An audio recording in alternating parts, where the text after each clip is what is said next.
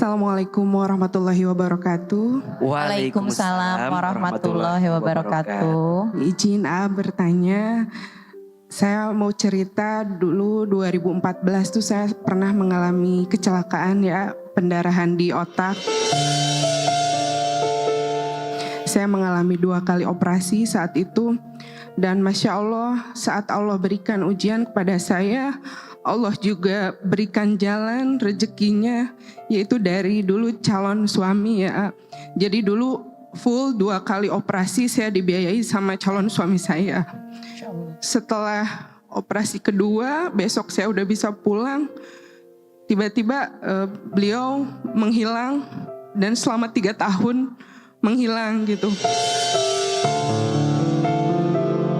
Bahkan saya sudah dikasih tahu oleh pihak keluarga beliau untuk membuka hati saja gitu untuk orang lain, dan saya sempat diruqyah, dijodohkan seperti itu. Alhamdulillah saya bertemu dengan suami itu juga dijodohkan, dan saya menikah. Di saat saya mau menikah beliau datang kembali gitu Pak Ustadz. Saat itu saya menikah 24 April, beliau tanggal 12 datang dan menjelaskan kemana beliau selama 3 tahun. Iya, 3 tahun. Izin Pak Ustadz, jadi saya itu sempat koma selama 4 hari dan saya saat itu didiagnosa kalaupun saya sembuh kembali, kata dokter, mohon maaf saya mungkin kata dokter seperti itu. Jadi saya merasa Allah memberikan kesempatan kembali kepada saya, kayak kehidupan kedua bagi saya. Setelah saya menikah, Allah terus menguji saya. Selama pindah ke Bogor, saya udah 3 kali operasi Pak Ustadz. Dan saya mempunyai anak, anak saya diuji selama 5 tahun ini bolak-balik terus ke rumah sakit. Bahkan suami saya pun waktu COVID itu kena PHK juga gitu. Jadi saya juga ikut bekerja. Dan sekarang dari segi rezeki saya sudah mengikuti tes bekerja ke sana ke sini. Allah uji saya, kenapa saya terbelakang terus dari teman-teman saya, padahal saya merasa saya juga ikut belajar, saya ikut mempersiapkan ujian-ujian yang akan di pekerjaan saya ini, tapi saya merasa terbelakang terus. Yang ingin saya tanyakan terkait rezeki dan keberuntungan Pak Ustadz. Apakah keberuntungan saya itu udah habis di saat Allah memberikan kesempatan saya untuk hidup kembali, untuk bangkit kembali, atau seperti apa Pak Ustadz? Saya sampai bertanya ke teman-teman saya, apakah keberuntungan saya itu udah habis gitu Pak Ustadz? Izin seperti itu Pak Ustadz. Assalamualaikum warahmatullahi wabarakatuh. Beliau bertanya tentang rezeki. Bunda sayang, pemirsa Trans TV, rezeki itu sudah tertakar, tak mungkin tertukar. Rezeki sudah tercatat, tak mungkin tersesat. Apa yang ditakdirkan untukmu tak akan pernah pergi darimu. Dan apa yang tidak ditakdirkan untukmu tak akan pernah menjadi milikmu. Jangan pernah mengatakan bahwa apakah rezeki saya sudah habis? Apakah keberuntungan saya sudah habis? Mohon maaf. Selama kita masih menghembuskan nafas, selama kita masih hidup, maka selama itu masih ada catatan rezeki yang Allah siapkan untuk kita. Perhatikan surat Hud ayat 6. A'udzubillahi minasyaitonir rajim. Wa ma min dzabbatin fil ardi illa 'alallahi rizquha. Kata Allah, dan tidak ada makhluk yang melata pun kecuali selama dia hidup di muka bumi, Allah jamin rezekinya. Dalam ayat ini Allah menggunakan subjeknya makhluk yang melata. Apa maknanya? Allah mau bilang sama kita, makhluk yang melata saja Allah jamin rezekinya. Apalagi kita makhluk yang paling sempurna. Apalagi kita manusia yang Allah hadirkan dengan penciptaan yang sempurna. Laqad khalaqnal insana fi ahsani taqwim. Sungguh kata Allah, kami telah menciptakan manusia dengan bentuk yang paling sempurna. Kak Husnul, jangan punya prasangka buruk sama Allah. Ana inda dhanni abdi bi. Sesungguhnya kata Allah, aku sesuai prasangka hambaku. Apa yang hambaku sangkakan kepadaku, itu yang aku berikan kepadanya. Jadi yang pertama, mulai dari hati yang yakin. Baru yang kedua, ikhtiar lagi. Catat ya, ada 3 amalan yang bisa merubah takdir. Ada 3 amalan yang bisa merubah rezeki. 1, doa. 1 apa? Doa. Doa tuh 1 ada doa yang kita ucapkan sendiri. Tapi ada yang kedua, doa wasilah orang lain yang mendoakan kita. Ada 3. 1 ke atas orang tua. Yang masih punya orang tua, nitip doa sama orang tua. Karena doa orang tua itu mustajab. Kak Husnul, kalau masih punya orang tua, minta sama orang tua untuk mendoakan kita. Boleh jadi rizkimu terhambat karena ada doa orang tuamu yang juga terhambat kepada kita. Yang kedua, doanya guru. Harus punya guru. Guru yang alim, guru yang soleh, guru yang amalnya baik. Kenapa? Karena Allah akan mengijabah doa orang yang beriman dan beramal soleh. Wa yastajibul ladina amanu wa amilus solihat. Maka bunda, kalau ketemu guru, minta apa? Minta doa. Insya Allah memudahkan rezeki itu datang kepada kita. Dan yang ketiga, catat ini. Doa keluarga sekitar kita. Punya pasangan, minta doa. Punya anak, minta doa. Doa keluarga itu luar biasa. Maka jangan kaget ya. Jangan pernah khawatir memberi kepada keluarga. Karena doanya keluarga itu sangat luar biasa untuk kita. Yang kedua, amalannya sodakoh. Kalau rezeki mau dilancarkan, sodakoh. Sodakoh. Dan yang ketiga, rezeki bisa lebih dipercepat dengan amalan yang kita hadirkan, tapi jauhi dosa dan maksiat. Boleh jadi doamu terhambat, bukan karena kurang doanya, tapi banyak dosanya. Sehingga Allah belum memberi apa yang kamu mintakan kepada Allah. Maka rumusnya, sebelum minta apapun, mulailah dengan minta ampun. Boleh jadi ada dosa yang kita lakukan, sehingga doa-doa kita belum dikabulkan.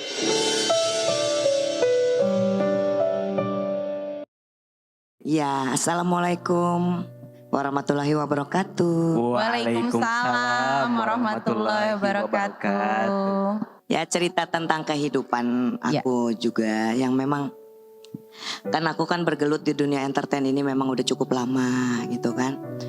Terus ya banyaklah dari netizen dan juga semuanya gitu yang melihat kehidupan saya itu kadang dia anggap pro dan juga kontra gitu ya.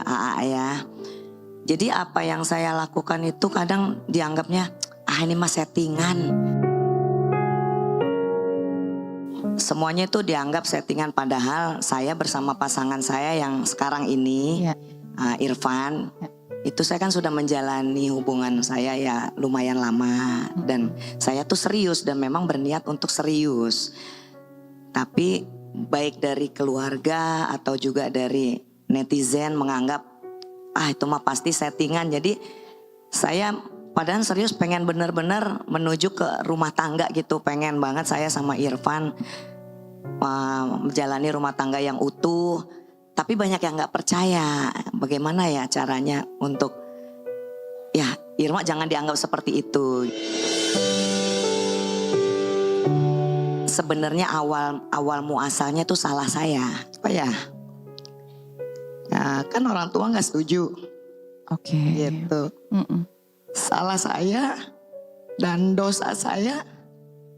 saya ngebohongin orang tua gitu. Ngebohongin maksudnya Kak Irma bilang bahwa Settingan. Kalau kayak netizen sih saya nggak terlalu peduli ya. betul, betul. Nah ini orang tua jadi orang tua kurang setuju hubungan saya sama Irfan. Jadi tapi saya cinta, saya sayang. Ya, ya. Jadi gimana? Tapi saya tidak mau menyakiti juga hati orang tua gitu loh. Betul, betul. Intinya saya nggak mau ngelawan gitu, nggak mau yang mama gimana sih masa saya cinta nggak boleh. Jadi saya mikir gimana caranya ya. Saya mau menjalani tapi saya nggak mau ngelawan orang tua. Iya, iya. Saya bohongin aja dulu gitu awalnya. Ya awal muasalnya seperti itu. Ya memang saya salahnya di situ. Tapi sekarang saya mau benar-benar serius. Ya jangan sampai nanti saya dianggapnya kamu bohong-bohong kayak begitu. Ya ada beberapa faktor. Satu kan saya sama Irfan kan memang beda jauh umur, saya lebih Beda tua. usia, oke. Nah, Irfan jauh lebih muda dari saya. Terus ya faktor-faktor yang lain yang mungkin jadi mungkin karena masa lalu saya kan juga single parents ya. Saya pernah gagal gitu. Jadi orang tua saya takut nanti seperti itu. Terus ya menganggap kan istilahnya ya gimana kesetaraan ekonomi gitu. Ya saya sih maklumin banget lah orang tua. Karena kan juga saya orang tua, saya udah punya anak. Jadi saya yakin orang tua saya pasti mau yang terbaik itu buat anaknya. Bukan berarti matre ya, bukan ya. Dari orang tua ya waktu itu katanya sempat menyebutkan sebuah angka ya. Iya, memang sih sempat menyebutkan itu 5 miliar gitu kan. Wow. Ya semua kaget, Irfan pun kaget. Malah sempat bercanda kan Irfan ke saya pas udah hilang shocknya lah, udah beberapa hari kemudian. Udah beberapa hari kemudian nih teh. Sayang, masa second aja mahal banget gitu katanya. Second. Bener juga. Aku dibilang second bu. Katanya.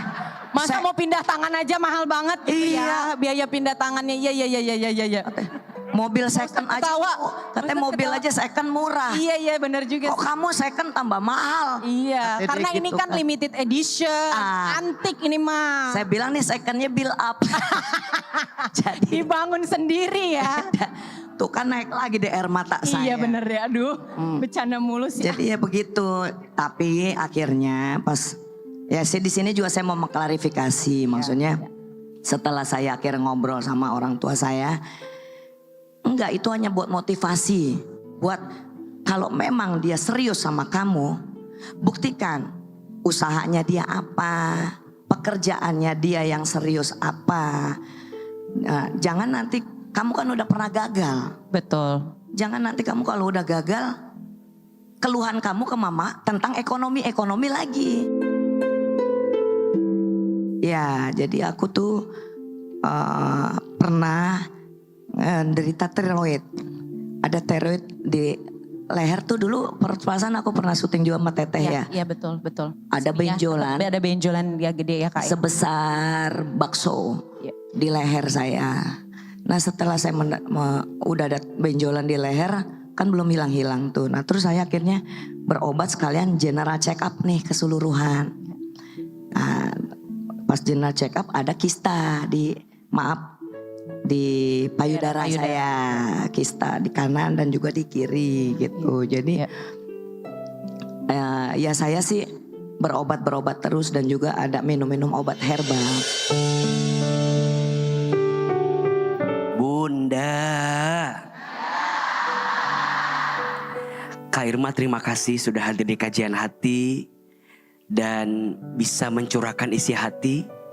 Pertama, Ahilman ingin bahas tentang bagaimana takdir Kak Irma melewati hari-hari tanpa pasangan dan sekarang beliau sedang menunggu takdirnya untuk bisa berpasangan kembali. Tentu yang namanya orang tua pasti menginginkan yang terbaik untuk anaknya. Iya apa iya? Iya. Dan itu sesuatu yang wajar. Kata Nabi SAW, dinikahi seseorang itu karena 4 hal. Yang pertama lima liha karena hartanya. Yang kedua lijamaliha karena parasnya. Yang ketiga linasabiha karena keturunannya. Dan yang keempat lidiniha karena agamanya. Fadfar bidatid din, maka carilah yang paling baik agamanya. Taribat yadaka, maka engkau akan bahagia dibuatnya. Tapi dalam makna hadis ini, ketika kita memahami agama, berarti dia juga memahami bagaimana menghargai calon pasangannya. Bicara mahar, tentu sebaik-baiknya perempuan adalah yang memudahkan maharnya untuk pasangan yang datang kepadanya. Bukan murah tapi mudah. Sama atau beda? Beda. Kalau murah ada angkanya. Tapi kalau mudah maksudnya proses untuk mendapatkannya diberikan kemudahan. Kenapa? Nikah itu berkah. Nikah itu ibadah. Nikah itu menyempurnakan setengah agama. Maka saat ada laki-laki, dia soleh, dia baik, jelas keturunannya, maka mudahkan maharnya. Tapi ingat, laki-laki yang baik juga pasti laki-laki yang memberikan mahar terbaik untuk calon istrinya. Ayo kita lihat bagaimana Nabi SAW memberikan mahar kepada istrinya. Kecil apa besar? Besar. Dikit apa banyak? Banyak. Bunda tahu kisahnya ketika baginda Nabi, mohon izin, menikahi Khadijah alaihassalam. Masya Allah, baginda Nabi usianya waktu itu 25 tahun. Bunda Khadijah usianya 40 tahun. Berapa mahar yang diberikan oleh baginda Nabi? 100 unta merah betina.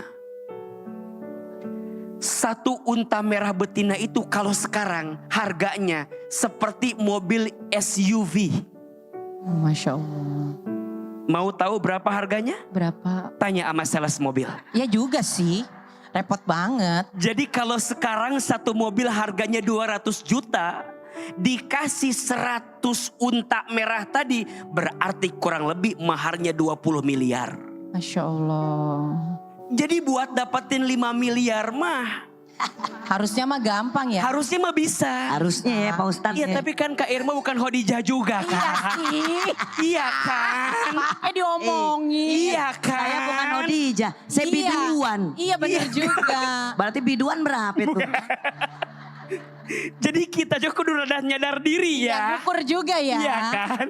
Artinya kita temu garis tengahnya. Ya. Perempuan memudahkan maharnya, tapi laki-laki memuliakan calon istrinya dengan mahar terbaik. Yang kedua, AA mau bicara tentang sakitnya Kak Irma. Kita doakan ya, semoga Allah berikan kesembuhan, Allah berikan kesehatan. Beliau tadi menderita izin kista, ada tiroid di lehernya. Kita doakan, semoga siapapun yang sedang sakit Allah berikan kesembuhan. Jangan mudah menilai seseorang dari tampilan luarnya. Kita tidak tahu apa yang sedang dirasakannya. Dan ingat, boleh jadi yang besar tawanya, dia menyimpan rasa sakit yang besar dalam lukanya. Kita doakan untuk yang sedang sakit, semoga Allah berikan kesembuhan. Allahumma rabbanasi azhibil ba'sya ishfi anta syafi la shifaan illa sifauka sifaan la yughadiru saqamah. Amin ya rabbal alam.